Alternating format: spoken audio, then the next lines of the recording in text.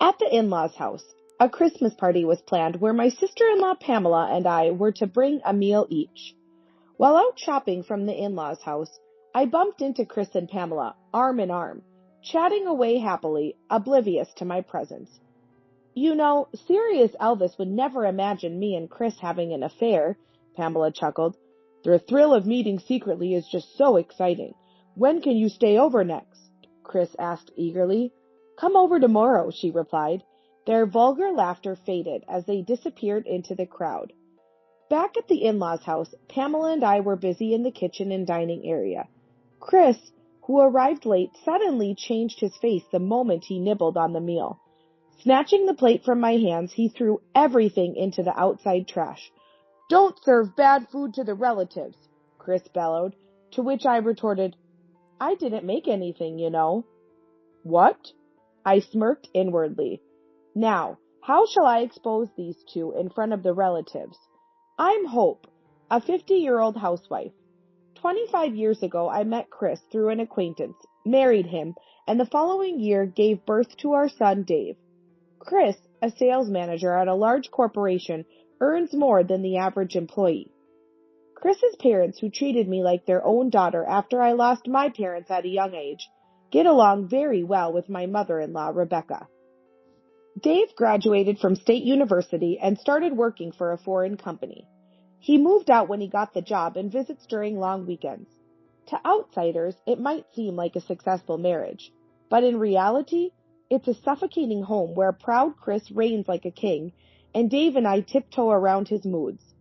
Before marriage, Chris agreed without hesitation when I said I wanted to continue working. Moreover, he volunteered to share household duties. We can live on my salary alone, but I want to save early for education expenses. It's a big help if Olive works. I'll handle the household chores on weekends since I'll be late on the weekdays, he had said. However, once married, things changed drastically. Whether he returned home on time or worked overtime, Chris would just lounge on the sofa, glued to his mobile phone. Far from helping with chores, he wouldn't even carry his used cup to the sink. And on weekends, it was more of the same, with him laughing in front of the TV or fiddling with his phone or computer. I had to work on either Saturday or Sunday, so on my days off, I left young Dave in Chris's care. Despite restarting work with Chris's consent, he complained every time. One day, fed up, I confronted him, only to be met with a tirade. You're like a demon, dumping the kid on me and expecting me to do household chores on my rare days off. I'm just asking you to wash the dishes you used. Besides, aren't you Dave's dad? My plea seemed to fall on deaf ears, as he contorted his face in annoyance. Raising kids is a mom's job. Every household does it, so stop whining. You should be grateful and respectful that your husband helps with child rearing. Chris lectured me. When he was tired and in a bad mood, he'd make me sit formally on the floor and list every single way I was falling short as a housewife. Cook better meals. Don't use the kids being young as an excuse. Can't you make anything tasty as a housewife? Don't skimp on meals. Prepare at least 3 dishes besides the main course. Every other housewife can do it. Why can't you? You're a failure as a housewife. I'll handle the finances because if I leave it to you, it'll be a mess. Save your earnings too. $100 a month should be enough for your allowance. Eventually, when Dave would run up to him, Chris would visibly grimace and escape to his study. Daddy? Daddy's busy. Go play with Mommy. He'd shoo Dave away with a gesture, sending him to me, busy preparing meals. Even on weekday nights when I left Dave in his care, he'd help with meals and changing clothes, but he'd just let Dave watch kids' videos or TV, never really playing with him. Just play a little with him. I've been working until now. I'm busy. Unlike a housewife who has time, let me rest at home. Do I look like I have free time? Maybe you should visit an optometrist. My sarcastic retort infuriated Chris. His face turned red with anger and he yelled at me furiously. When did you become so important to talk back to me? This is my house. If you have complaints, leave. Take him and go somewhere right now. Knowing full well I had no family home to return to, Chris spat out those words, filling me with utter disgust. The thought of divorce crossed my mind, but that required money. Chris controlled the finances, and saving on my part-time income was impossible. I spoke too harshly. I'm sorry. As long as you understand, once you earn more than me, I'll listen to what you have to say. My love for Chris had long since vanished, but I hesitated to take Dave away from his dad. More importantly, the in-laws were kind people, and Dave adored his grandparents. In front of the in-laws, Chris was kind to us. He played the role of a good father perfectly in front of others. While we were dating, Chris was very kind. He never bragged about his knowledge and seemed like a genuinely nice person. But after we got married, Chris began belittling me for not graduating from a national university. Olive probably doesn't know this. Can't you do a simple calculation like this?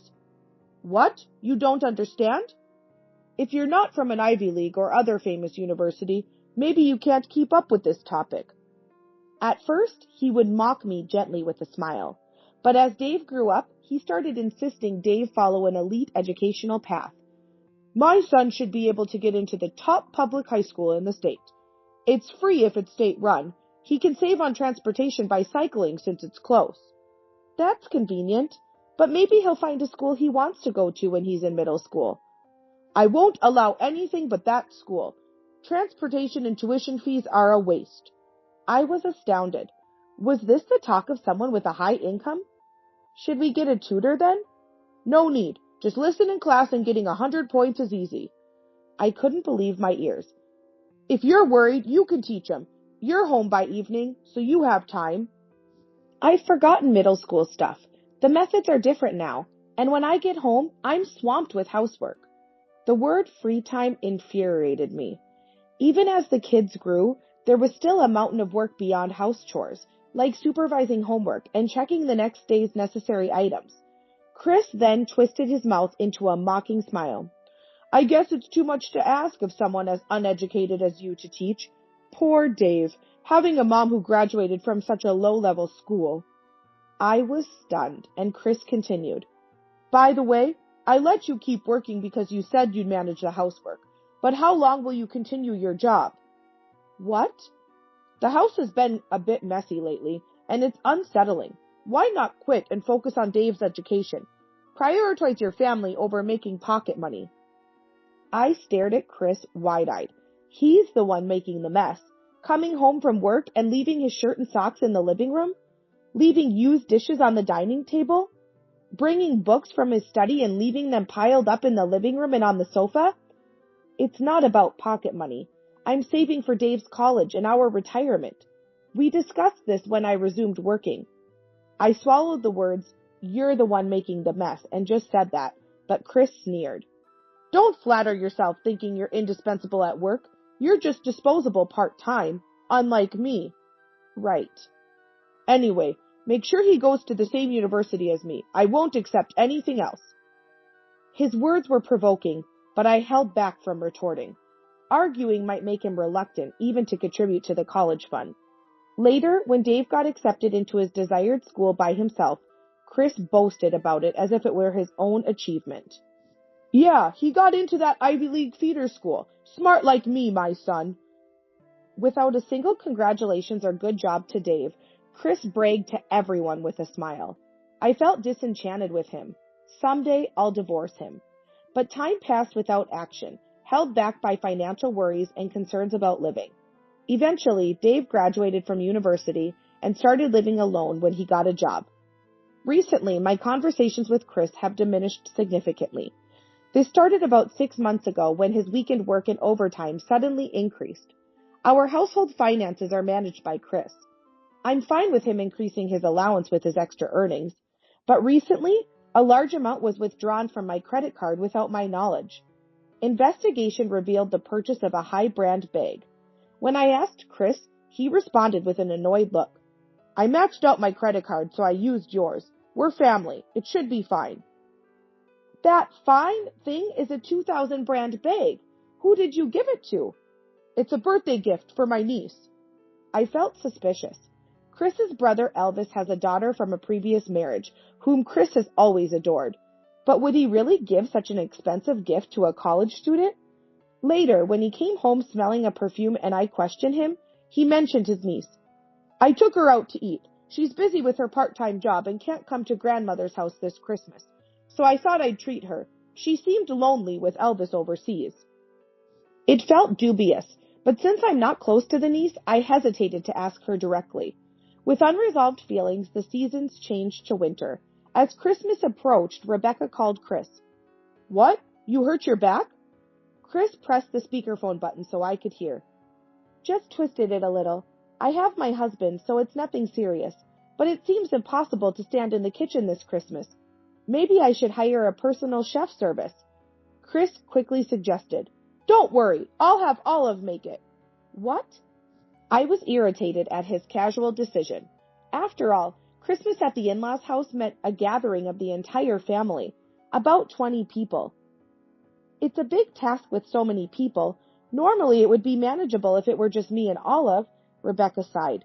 Well, Pamela and Olive can prepare and bring the food. Cooking for 10 should be easy, Chris suggested casually. Pamela is Elvis's wife. This year, Elvis remarried a woman 12 years his junior. It's their first Christmas, but he has to work overseas and won't be back until after the new year. I glared at Chris's back as he made these offhand comments, as if he could cook even potato soup. Olive, Chris says this, but may I ask for your help? Yes, it's okay. I'm sorry to trouble you. Thank you. Mom, don't worry about anything. Just rest. Chris, with a smile, ended the call and then turned to me. Hey, don't be a burden to Pamela, he said haughtily, though he never helps himself. I was irked inside, but tried not to show it and asked, Chris, you're helping with Christmas preparations too, right? You're off work and have no plans. Suddenly, Chris became vague. Well, actually, I have to work that day. Again? Hasn't it been a lot lately? The office is closed, but there's a mistake by one of my subordinates in a deal. I have to apologize to the client. Always doing aftercare. It's a hassle. Chris laughed off and scratched his head. As someone who's only experienced working in small office jobs, I wasn't sure if that's how it is in big companies and just tilted my head. But when I mentioned it to Dave, he looked doubtful. Working after the 20th when it's the office closure? Taking subordinates to the office? That's strange. Yeah, it does seem odd. But with Christmas being so hectic, I didn't want to start a fight and dropped the topic. Eventually, Christmas arrived. As promised to Rebecca, I brought meals to the in-laws' house. Helping my father-in-law John, I busied myself preparing big chairs and sofas in the living room and setting out dishes for 20 people. I was wondering when Pamela would arrive when a message came in the family group chat. Olive, Pamela will be a bit late.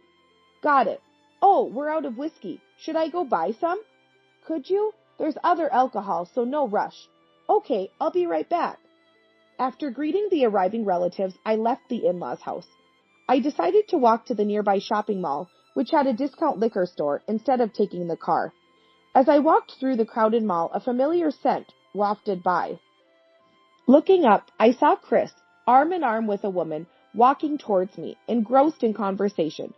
Chris, with his hat pulled down, didn't notice me. I sneaked a glance at the woman's face and was shocked. It was Pamela. Olive is just so dumb. Not from an Ivy League or any notable university. It's frustrating. Chris grumbled with a disgusted look. His loud voice echoed in the mall. But Dave graduated from such good schools, right? That's amazing. He must have worked hard. Pamela responded in a cloying tone. He's my son, so of course. But it's embarrassing having an ignorant wife. She doesn't know how to support a man. And with no parents, her upbringing is bad. I was furious. I didn't want to be looked down upon by someone like him. So, Chris, why did you marry her? I thought she'd obediently follow me. Wanted to show off to my brother who has only a daughter by having a son. Such reasons? I was dumbfounded. Chris, your rivalry with Elvis is quite obvious. I heard Pamela chuckle as she walked past me. I had stopped in my tracks without realizing it and moved to the edge of the path to avoid blocking others while listening to their conversation. Pamela and Chris had stopped a little distance away, buying drinks as they talked. Serious Elvis would never imagine me and Chris are having an affair, Pamela said. The thrill of sneaking around is just great. When can you stay over next? Come over tomorrow. Okay, I'll be there. Olive believes anything if I say it's work.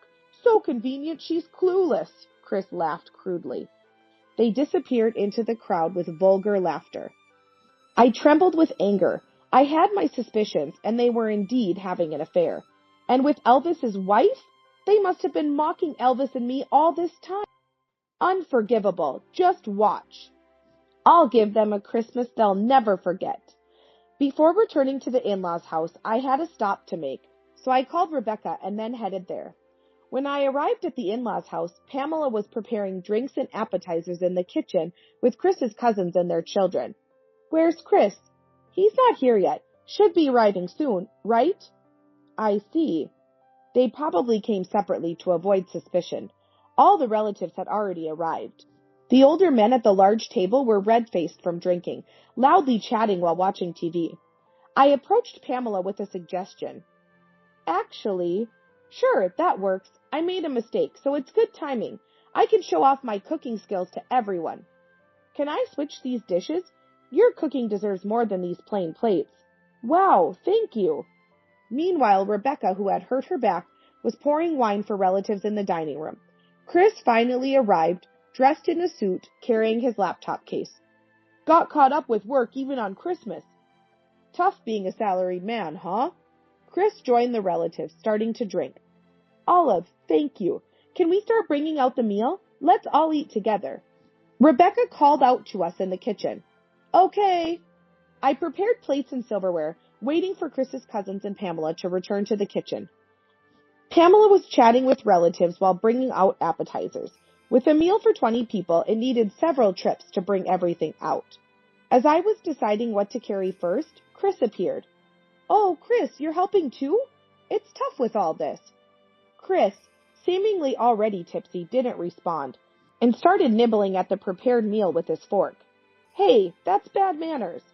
Chris exaggeratedly grimaced and for some reason opened the kitchen door, stepping outside with a plate of food. What's going on? I followed and was speechless. He opened the trash bin and dumped the meal inside.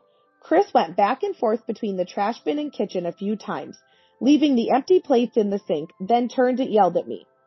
Don't serve bad meals to relatives. I just blinked in disbelief. I didn't make anything, you know. What?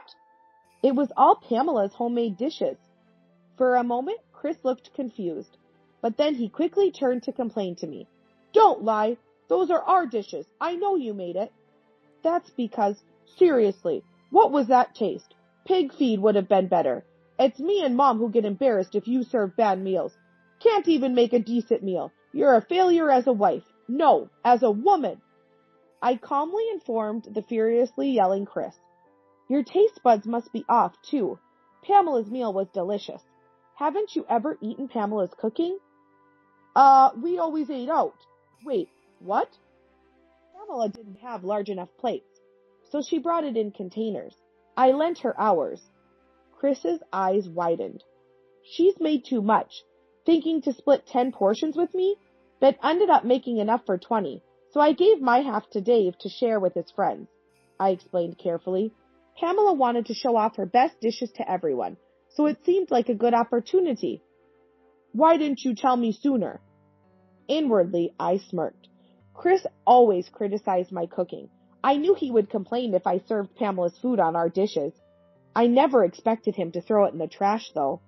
Now, how shall I expose them in front of the relatives? This is going to be an interesting Christmas. Just then, Pamela arrived at the door, so I loudly announced, Can you believe it? He threw all the meal Pamela made into the trash.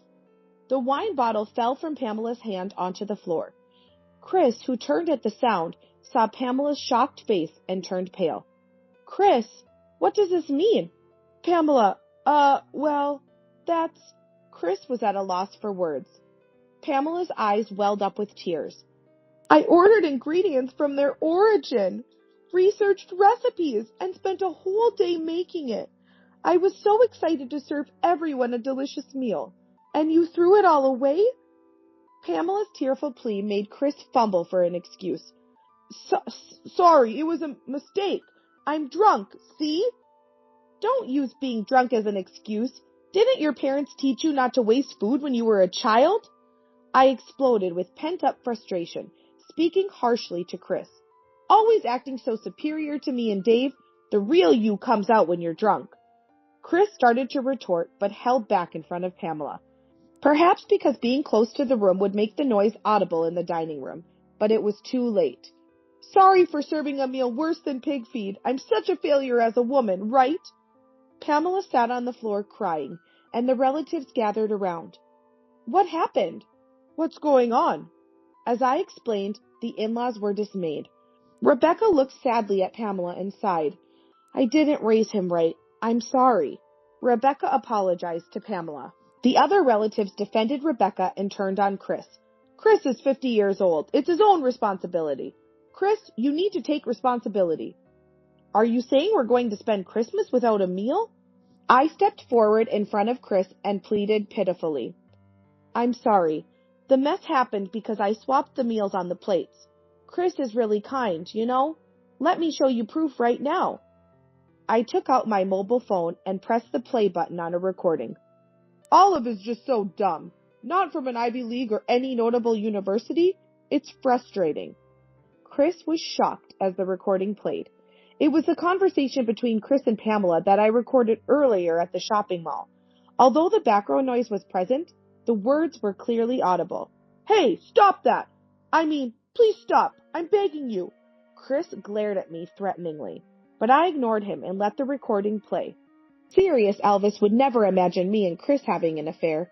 Sneaking around is thrilling. Can I stay over again? Come over tomorrow. The conversation echoed through the open door into the dining area.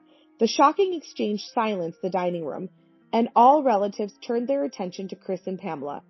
You two? Taking advantage of Elvis being overseas for work to have an affair? Well, Chris stuttered, trying to come up with an excuse. You see, I was just checking on Pamela while her husband's away. It's dangerous for a woman to be alone. Elvis even asked me to look after her. Yeah, we're just good friends. Their feeble excuses made me burst into laughter. Who would believe that? Pamela, you clearly said it's an affair. That was just a joke. Olive, do you have any proof that we're having an affair? Pamela smirked at me, infuriating me further. The conversation alone wasn't enough. I needed more concrete evidence. I shoved my mobile phone in Pamela's face, showing her the receipt for the brand bag Chris bought with my credit card. Pamela, Chris gave you a brand bag as a gift, right? He must have bought you other things too. I couldn't believe the frugal Chris would buy expensive gifts for his niece. Pamela grinned. Yes, as a friend, he gave me a birthday present. Oh, Olive, haven't you ever received a gift from Chris? Even though you're his wife? How miserable! She laughed, shaking her shoulders. He bought me lots of things. Chris always gives in to my requests, right? She looked up at Chris with a sweet voice. Despite insisting they weren't having an affair, she seemed to be flaunting her influence over me. But Chris frowned and said bluntly, I'm going to ask you to return all of that later. Huh? Pamela looked stunned. I never said they were gifts. I just bought them because she said she wanted them. I can't imagine spending my hard-earned salary on someone else. Right. You even hesitate to pay for Dave's tuition. I nodded in agreement, leaving Pamela dumbfounded. What the hell is this? Wait, didn't I say you'd have to pay me back? Pamela showed a confused expression. It's obvious you'd think it's a joke. No, I'm serious, Chris said with a straight face. I don't like spending money on anyone but myself. You need to pay back your share of the hotel costs we've incurred together. Giving things to Pamela for free doesn't benefit me at all. It must total around $30,000, right? Pamela's face turned red with anger. She lashed out in anger. Don't be ridiculous. What was the point of having an affair with me? It's absurd to resent spending money on a woman you like. It was to get back at my brother, Chris said coldly. It was fun stealing from my brother behind his back. You were kind of my type. And when you came on to me, I thought it was my lucky day. Chris smirked. Anyway, pay back the money you owe. It's all recorded in the household book. You must be getting more than enough from my brother anyway.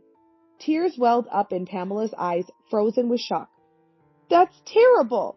I liked Chris and had an affair with him. I never thought he was such a person. Yelling, Pamela grabbed her coat and bag. That's it. Let's break up. I never want to see your face again. Okay, but make sure you pay back the full amount. Pay you back, idiot? My serious husband is 10 times better than you. As Pamela stormed out, she bumped into someone in the hallway and fell. Grabbing the hand offered to her, she gasped. Elvis? Back home for Christmas, huh? Always lively here. Elvis, smiling breezily, slowly surveyed the tense faces of Chris and the relatives. You were talking about me, right? Go on, continue. Why are you back, brother? I wanted to spend Christmas at home. Worked hard to finish early and come back. Chris turned pale at Elvis's plastered-on smile. Looks like Pamela has been quite the help to you, Chris. Elvis's gaze shifted between Chris and Pamela. Pamela clung to Elvis with a pleading voice. It wasn't my fault. He pressured me into it. I didn't want to betray you, Elvis. Believe me. Huh? Who was the one always complaining about their boring, only good-for-work husband, saying his clothes had the worst taste and his birthday gifts were cheap? I don't know anything about that. You must have made it up. Elvis, he's just harassing me because he can't match you in work or studies. I respect and love you. You won't talk about divorce, right? Pamela looked tearfully at Elvis, clinging to him. We, along with Chris and the relatives, were dumbfounded. Pamela, accustomed to a wealthy lifestyle thanks to Elvis's income, was panicking at the thought of losing her luxuries after the divorce. Elvis smiled at Pamela and took out his mobile phone. Was going to wait until after Christmas, but now's as good a time as any. He swiped his phone screen and images of Chris and Pamela appeared, snuggling up and entering a hotel, gazing at each other while waiting for a traffic light, kissing while getting out of a car. One compromising image after another appeared on Elvis's phone. Elvis, when did you... I had a detective follow her when I left for Japan. Asked him to tell my wife as soon as I was gone. Elvis explained casually. Every time I came back, more brand bags and accessories filled the closet. But there was no purchase history on the family card. Naturally, I suspected an affair. Elvis shrugged and looked coldly at Chris. But I never expected the affair to be with my own brother. His usual kindness gone. Elvis's voice was filled with intense anger, silencing the room. There's more. Do you want to hear the conversations recorded through the hotel room, too? No, that's fine, Pamela replied, her voice barely audible. So, you'll agree to a divorce? Yes. Pamela slumped in despair while Chris surprisingly remained calm. Poor brother. First his wife says they're incompatible, and now his second wife cheats on him. And his daughter didn't even go to an Ivy League college. Chris mocked Elvis. In comparison, my life's a win. I fathered a son, my boy, landed a job at a top company, and I have a happy marriage. I've beaten you, brother. You're an idiot, I said, disgust in my voice. Chris blinked, surprised, as I half smiled. You're heading for a divorce, obviously, and neither your son's education nor his job is your achievement. It's all Dave's. Of course it is. The relatives nodded in agreement. Divorce? Over a single affair? Don't be ridiculous. Chris exclaimed, his eyes wide. Chris, you don't need to come for Christmas from next year, the in-laws said quietly. Why not? Because we're disowning you. What? Disown your son who gave you a grandson? You're joking. Chris laughed, but his laughter faded as he saw the serious faces of his parents-in-law. And so, they spent Christmas in a somber mood, a hellish one for Chris and Pamela. Pamela, having signed the divorce papers Elvis brought, left the in-laws' house. I apologized to the relatives for the commotion and returned home. As I was leaving, the in-laws apologized to me. After Christmas, I sent the signed divorce papers to Chris. I kept the apartment we lived in while Chris moved to a smaller one. After much reluctance, Chris and Pamela eventually agreed to pay me a hefty alimony, as negotiated through lawyers. Chris, with his high income, could afford it. Later, Elvis revealed something unexpected. Chris had been secretly investing in stocks and had almost depleted his savings. He had to borrow money to pay the alimony. Overconfident and underprepared, he had lost heavily in his investments. That explained his reluctance to fund Dave's education. After confessing the reason for his divorce to a colleague, the news spread throughout his company. Ashamed, Chris quit his job and now works part-time, withdrawing into his apartment, distrustful of others. Pamela, used to living luxuriously on Elvis's money, had no savings and begged her parents to pay her part of the alimony. Angry, they paid it, but made her work at a relative's company, where she's closely monitored and worked hard. After the divorce, I moved into a 3-bedroom apartment and lived comfortably. Free from someone constantly nagging about household chores, I took exams to become a full-time employee. No more snide remarks, and I can spend my money freely. I feel incredibly refreshed. Now I want to watch over Dave and spend the rest of my life meaningfully.